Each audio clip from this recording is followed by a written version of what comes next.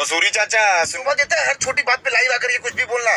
आपको पवन भैया तक कोई अपनी कोई बात पहुंचानी है तो कॉल कीजिए, आपके पास। तो दोस्तों एक बार फिर से पवन सिंह और खेसारी लाल यादव में जंग छिड़ चुका है। कल भोजपुरी के दबंग स्टार खेसारी लाल यादव अपने इंस्टाग्राम के माध्यम से लाइव आए थे। पवन सिंह के बारे में बहुत कुछ बोले, पवन सिंह के फैमिली पे भी बोले, जो कि आप लोगों ने वीडियो देखा होगा।